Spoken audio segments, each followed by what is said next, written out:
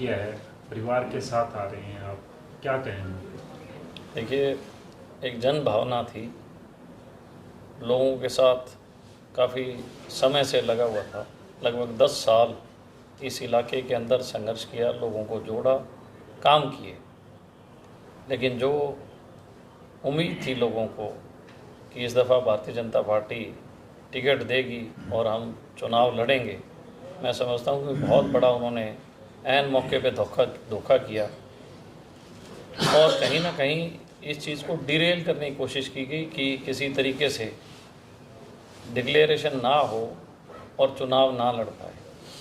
लेकिन हर व्यक्ति की एक जन भावना थी कि हमें चुनाव लड़ना चाहिए और मजबूत होके जीतने के लिए लड़ना चाहिए, केवल लड़ने के लिए नहीं।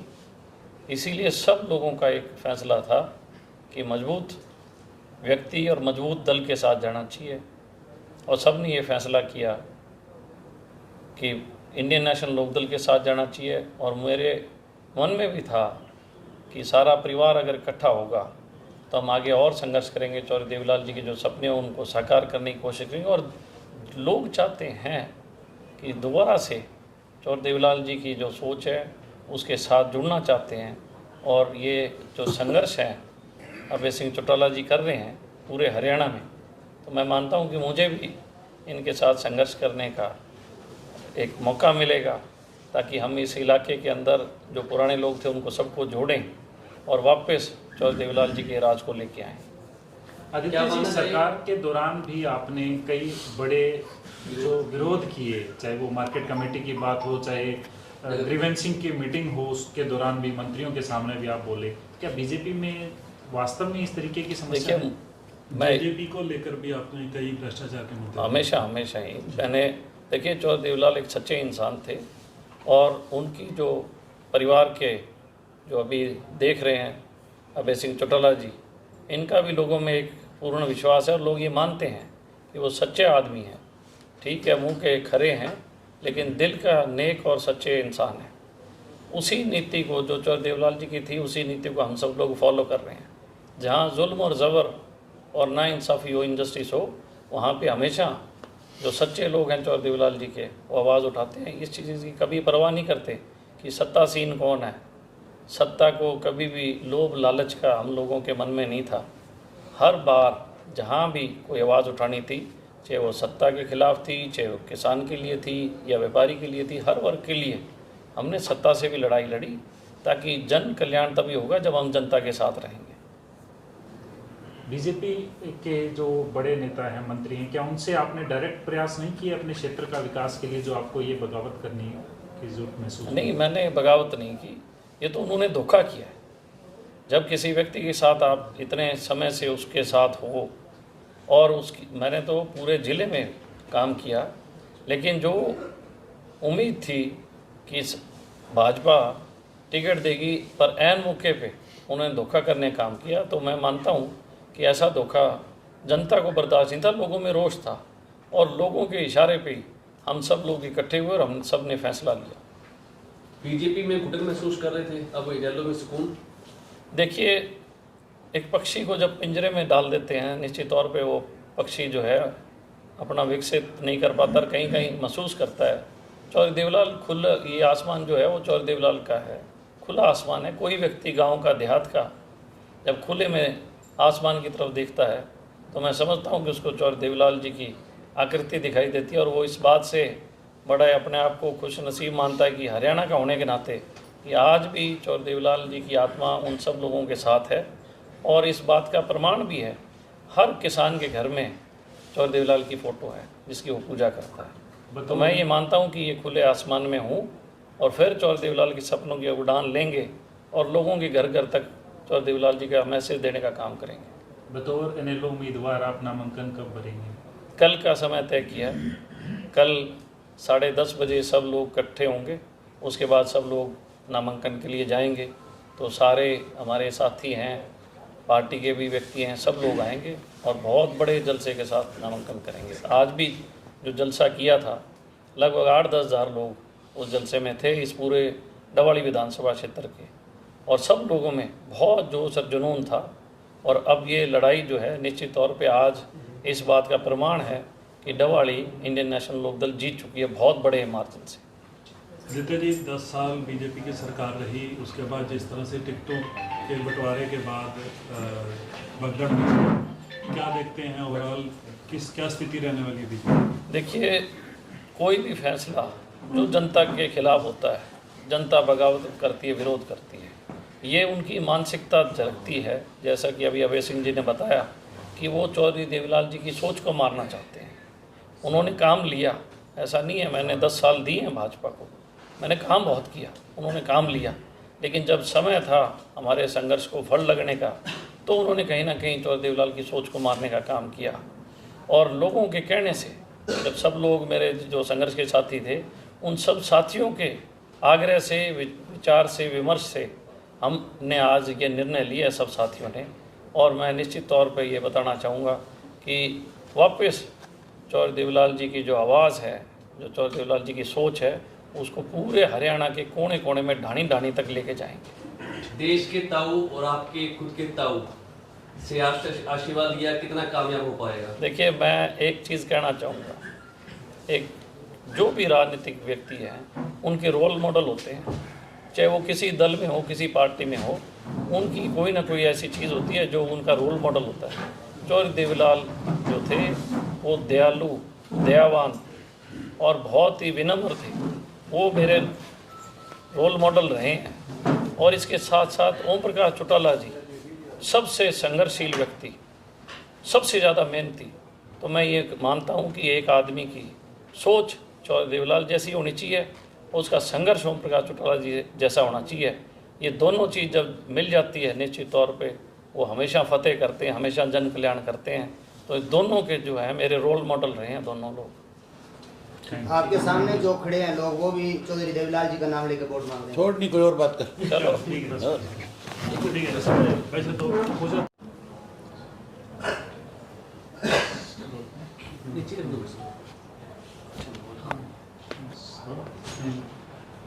अभी जी क्या कहेंगे, अधिकृत चौटाला वापस इनेलो में शामिल हुए हैं, कितना बड़ा कुनबा बड़ा है? हमारा परिवार तो बड़ा था ही हमेशा ही, लेकिन भारतीय जनता पार्टी और कांग्रेस पार्टी दोनों पार्टियों की एक सोच रही है कि जो भी कोई राजनीतिक घराना मजबूत है उसको कैसे कमज़ोर किया जाए, उसमें कैसे डेंट डाला जाए। ये नई बात नहीं, ये पुराना चलता आ रहा है। कांग्रेस पार्टी ने सबसे पहले चौधरी रणजीत सिंह को हमारे से अलग करके चौधरी देवीलाल की ताकत को कमज़ोर करने का एक प्रयास किया, वो कामयाब नहीं हो पाए। उसके बाद आदित्य को बीजेपी ने अपने साथ लगाया और फिर हमारे परिवार को तोड़ने का एक प्रयास हुआ। उसके बाद इंडियन नेशनल लोकदल पार्टी जो एक बड़ी ताकत बनकर के आ रही थी 2019 में, उसको कैसे कमज़ोर किया जाए, इसके लिए अजय सिंह को पार्टी से अलग कर दिया। और मैं हमेशा एक ही बात कहता था कि ये जो राजनीतिक दल है, जो राष्ट्रीय दल है, ये अपना फायदा लेने के लिए किसी को भी एक बार ताकतवर बना देता है, लेकिन फिर अपने स्वार्थ की पूर्ति के बाद उसके साथ बेईमानी करता है, धोखा करता है। रणजीत सिंह के साथ कांग्रेस ने धोखा किया, कांग्रेस ने टिकट नहीं दी, आखिर इंडिपेंडेंट लड़ना पड़ा। आदित्य के साथ भी बीजेपी ने धोखा किया है, इसने भाजपा के लिए बहुत काम किया। डवाड़ी में बीजेपी का कुछ था ही नहीं, इसने उस पार्टी को खड़ा किया, लेकिन ऐन समय पे आकर के इसके साथ भी बहुत बड़ा भाजपा ने धोखा किया। अब क्योंकि हालात इस किस्म के हैं पूरे प्रदेश के अंदर कि भाजपा सत्ता से बाहर जा रही है, और कांग्रेस भी सत्ता से दूर होती चली जा रही है। जैसे जैसे टिकटें बटेगी कांग्रेस की, भाजपा में भगदड़ है कि नहीं है? कांग्रेस में विस्फोट होगा, लावा फटेगा। जुलाना की टिकट ले लो आप। जुलाना के अंदर एक ऐसे व्यक्ति को टिकट दे दिया जो खिलाड़ी तो बहुत बड़ी थी, हम उसको बहुत सम्मानित करते थे, हमारा सम्मान था देश का। लेकिन कोई भी जब तक खिलाड़ी रहता है तब तक वो सबका प्रिय है। जब वो किसी राजनीतिक दल में चला जाता है उसके बाद वो सिर्फ एक दल का बन करके रह जाता है। वहाँ 80 लोगों ने फार्म भर रखे थे कांग्रेस की टिकट के लिए। अब उन 80 लोगों ने कल ही जैसे टिकट अनाउंस हुई उसके बाद ये कहा कि हमारे 20-20 हज़ार रुपये वापस करो। आपने उस व्यक्ति को टिकट दे दी जिसने 20,000 का फार्म भी नहीं भरा। टिकट तो दूर गई, हमारे पैसे तो दे दो। ये बड़ी बगावत है कि नहीं है? 80 लोग जिन्होंने फार्म भरे आज वो पैसा मांग रहे हैं और वो हुड्डा के खिलाफ नारेबाजी कर रहे हैं। ये तो एक कॉन्स्टिट्यूंसी है। जब सारियों पे टिकटें बटेगी तब आप देखना इन बाप बेटा को कोई सड़क पे नहीं चलने देगा, इनके कपड़े उतार देंगे लोग। और Indian national Lokdal party, Bahujan Samaj party जो है वो पार्टियां हैं, दोनों राष्ट्रीय हैं। अब स्थानीय मुद्दों का चुनाव है, अब विश्वास का चुनाव है। पूर्ण सत्ता में आने के बाद ज़्यादा सुविधा दे सकता है, इस बात का चुनाव है। चौधरी देवीलाल जब भी सत्ता मेरे जो वायदा करते थे पूरा करते थे। चौधरी ओम प्रकाश चौटाला ने 5 साल के अंदर सरकार आपके द्वार कार्यक्रम के तहत बहुत सारी सुविधाएं दी थी। बिना भेदभाव के सबको रोजगार दिया था, बिना भेदभाव के हर डिस्ट्रिक्ट में काम किया था। आज लोगों का विश्वास फिर हमारी पार्टी की तरफ बढ़ा है। आज हालात इस किस्म के है कि इन दोनों पार्टियों में से कोई पूर्ण बहुमत के साथ नहीं आएगा। हम 20 से 25 सीट जीतेंगे और सारी ताकत हमारे हाथ में रहेगी। किंग मेकर बनेंगे? नहीं, किंग मेकर नहीं बने, किंग बनेंगे। जो किंग मेकर बने थे आज हाशिए पे आ गए कि नहीं आ गए? हमने कभी किंग मेकर की भूमिका नहीं निभाई। चौधरी देवीलाल सीधे मुख्यमंत्री बने थे और चौधरी ओम प्रकाश चौटाला भी किसी मंत्रिमंडल में शामिल नहीं हुए थे। मैं भी किसी के दरवाजे पे नहीं जाऊंगा, बनूंगा तो मुख्यमंत्री बनूंगा, नहीं विपक्ष में बैठ करके लोगों की आवाज बढ़ूंगा।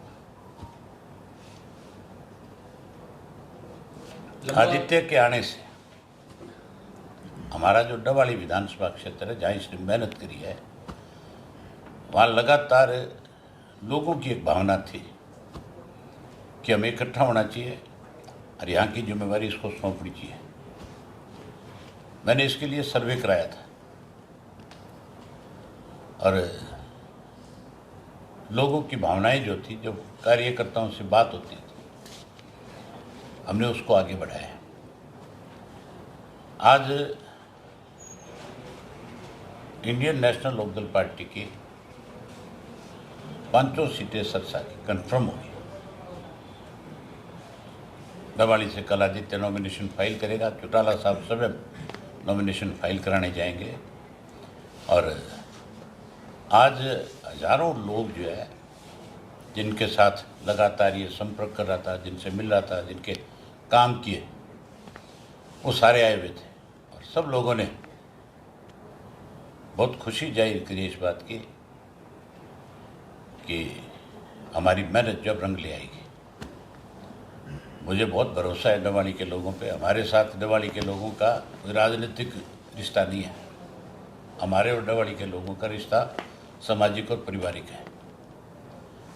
लोग खूब खुल करके समर्थन देंगे, आशीर्वाद देंगे और बहुमत के साथ जिताएंगे।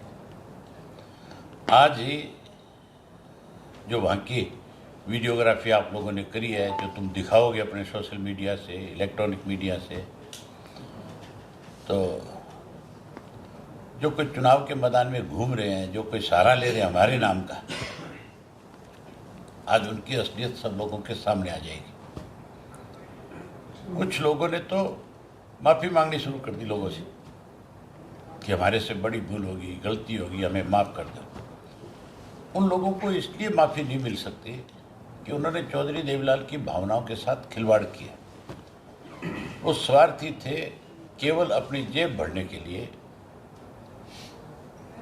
भारतीय जनता पार्टी के साथ खड़े हो गए थे और उन्होंने बहुत लूटने का काम किया था। ये हर आदमी को पता है इस बात का। अब तो लोग इंतजार कर रहे हैं कि किस दिन 6 तारीख 5 तारीख आए, वोट डालने का दिन आए, उस दिन तसल्ली करा देंगे, पूरा बैम निकाल देंगे। आप कब नॉमिनेशन भरोगे? मैं 12 तारीख को, मेरा 12 को नॉमिनेशन है। हम कल अपनी सारी सीटों का डिसाइड कर देंगे कि कौन कौन कहाँ से चुनाव लड़ेगा। कल हम और बहुजन समाज पार्टी के लोग संयुक्त रूप से लिस्ट जारी करेंगे।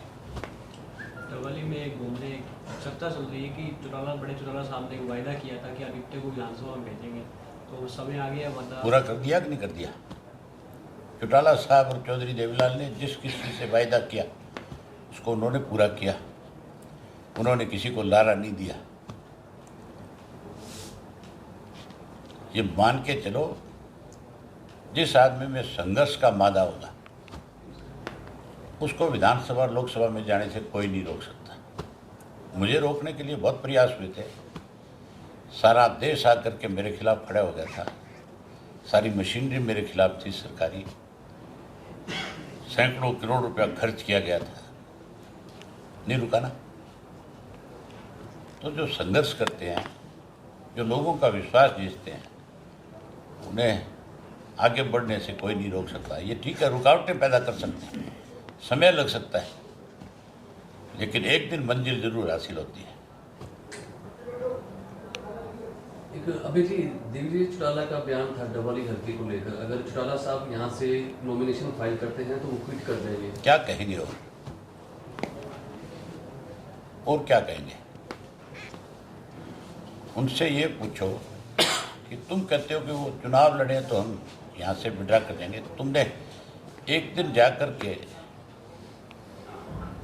उनसे पूछा आपकी तबीयत कैसी है? ये बड़े हरामजादे लोग हैं, ये सबसे बड़े झूठे हैं, मक्कार हैं, ये हमारे गद्दार हैं। इनके लिए कोई जगह नहीं हमारे पास। ये लोगों के बीच में जा कर के झूठ बोलते हैं सारा दिन, सुबह से शाम तक, इनका पेशा है। इनको लोग बहुत तसल्ली कराएंगे। सारा दिन स्वयं झूठ के कोई काम नहीं है। अब कहीं मंदिर में पैसे देते हैं, कहीं गौशाला में जाके पैसे देते हैं। ये कह रहे थे ना जब लोकदल से अलग हुए थे, भी हमें घर से निकाल दिया, हमारा सब कुछ ले लिया। ये पैसे आए कहाँ से इनके पास?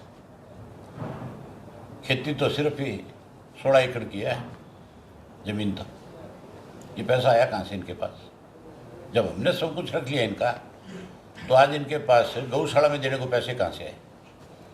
आज शेड देने को कहाँ से आए? आज मंदिरों में पैसे देने के लिए कहाँ से आए? आज गलियां बढ़ाने के पैसे कहाँ से आए? आज लोगों को पाइप देने के पैसे कहाँ से आए? ये लूट का पैसा है कि नहीं है? इसका हिसाब होगा। 2025 के चेक देखते हैं जी।